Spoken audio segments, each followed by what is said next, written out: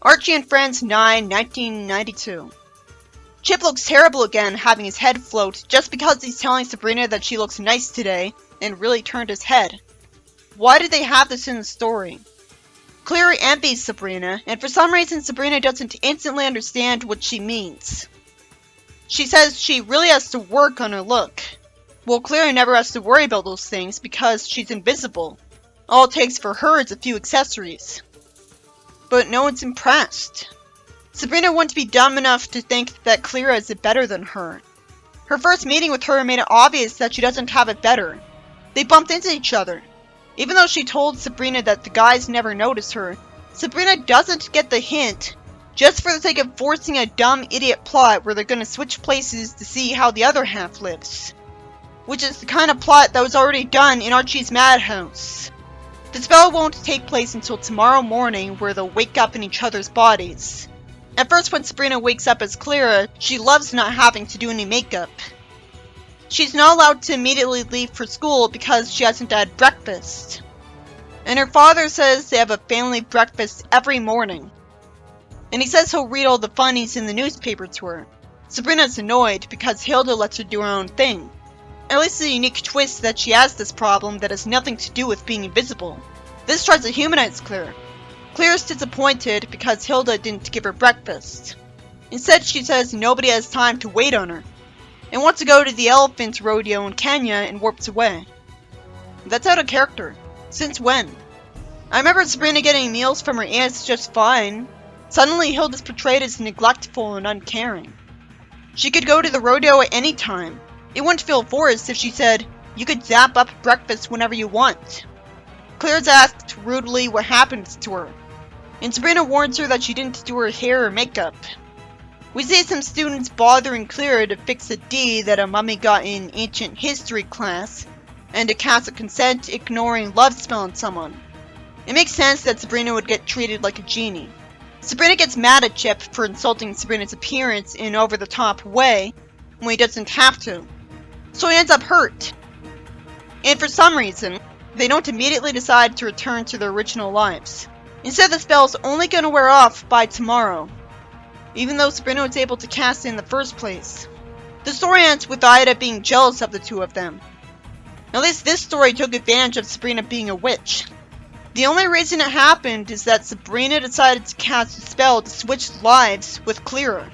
But there's no reason she would do that. There's no reason she would get jealous of her when she's omnipotent and Clara gets bumped into. But it was interesting that Clara's parents forced her to have a family breakfast. Archie and Friends 10, 1992. A woman thanks Sabrina for coming over to babysit.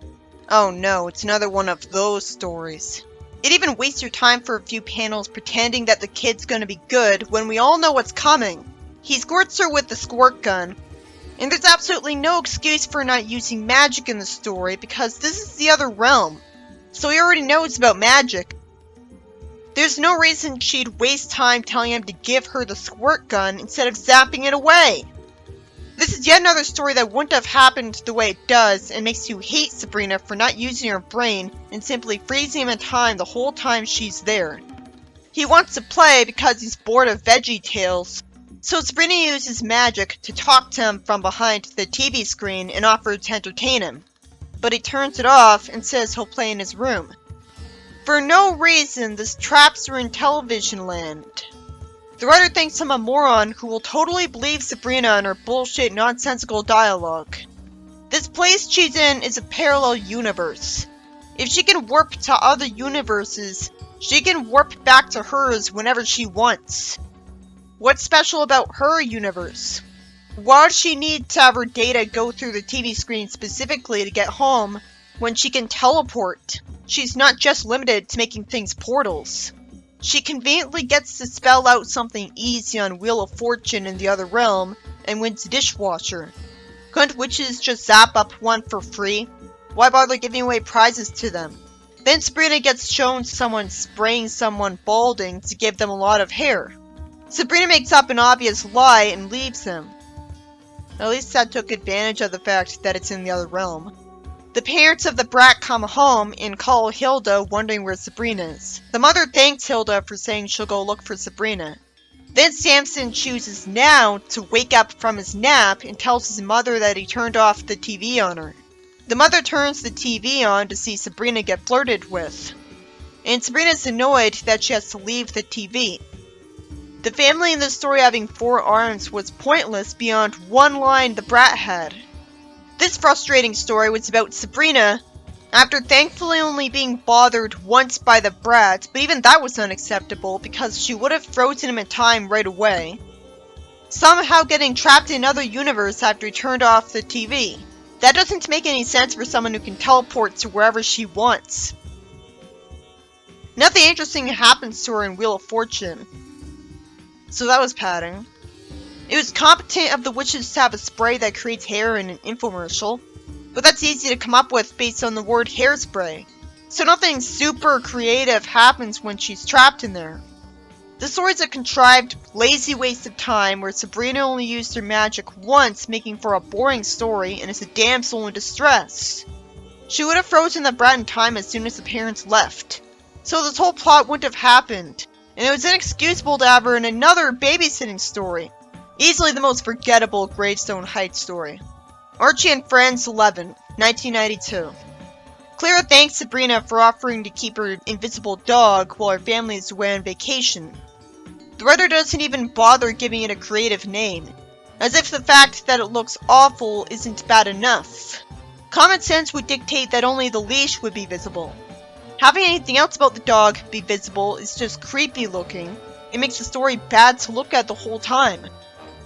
Obviously, just because she's invisible doesn't mean she'd want an invisible dog, because that wouldn't be cute to look at. He's got a gold bone as a toy because he's from a royal bloodline.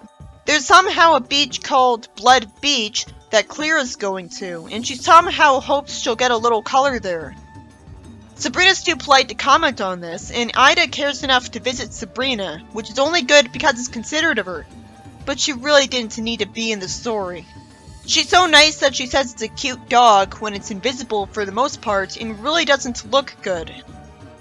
Sabrina arbitrarily tells the dog it doesn't need to carry its favorite toy bone with it, and makes him leave it at home while she'll take it to the park.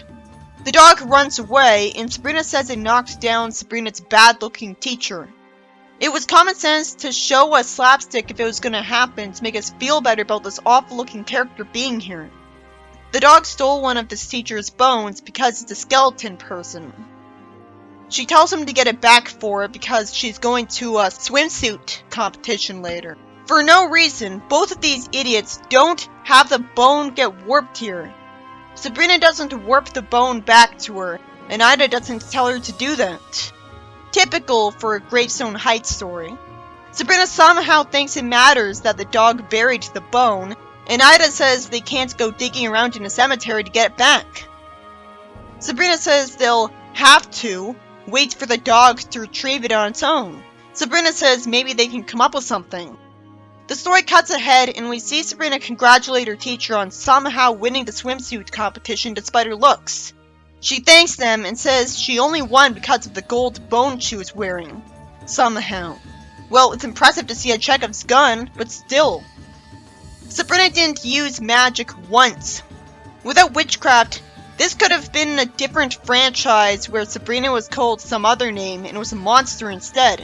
There'd be no difference. If there wasn't Sabrina and her aunts here, it'd work just as well. So she's not Sabrina here. Times like this make the arc of franchise about monsters but not witchcraft, missing the appeal of the series because the writer just got bored, instead of actually writing Sabrina stories like he was told to. What's the point of having an arc that takes place in the witch realm if all you ever see in it are non-witches?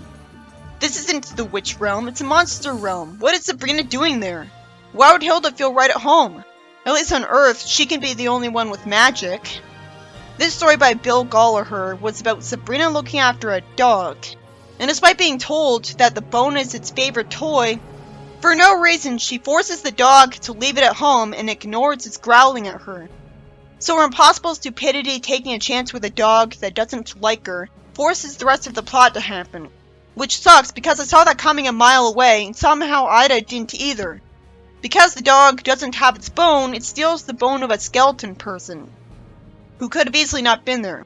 At least that takes advantage of her being a skeleton person, even if that's gruesome, while the dog being visible is pointless and just gives it a bad character design, dragging the whole story down. As the artist can't even get invisible dog right.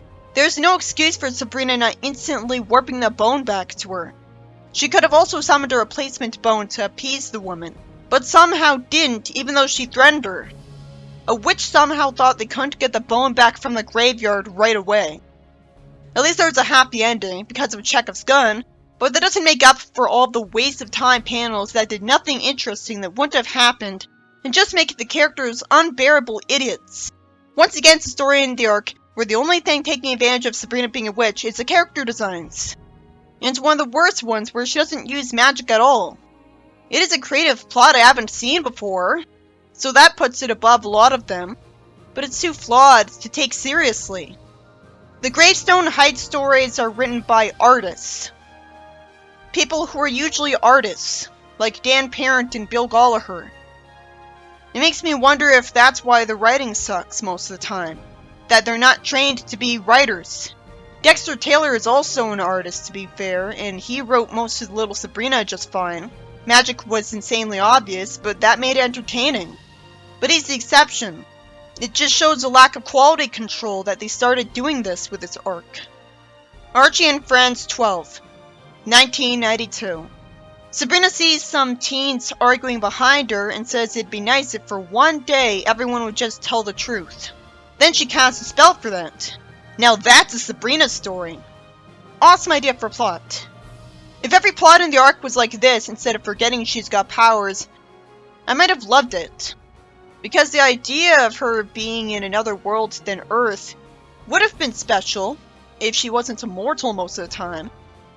So someone lies to a girl that she loves her dress and her nose grows. Someone tries to invite Sabrina to her house and Sabrina thinks of her as irritating. I'm not told why, so I have to assume that's because this girl's so desperate for friends that she keeps asking her which day she'd like to visit her at. She says she'll never go there and offends her, and says her nose won't grow, proud of herself. And I'm proud of her for being smart enough to not lie and forget she casts that spell. But she's still stupid because for no reason she tells the other students that she's responsible for the Pinocchio spell. So they run after her angrily. I have to assume that none of them have powers, or they won't settle for doing that and she won't get away from them. She says this isn't working out like she thought. What did she think would happen? Clara says she's not mad at her and she and Ida support her.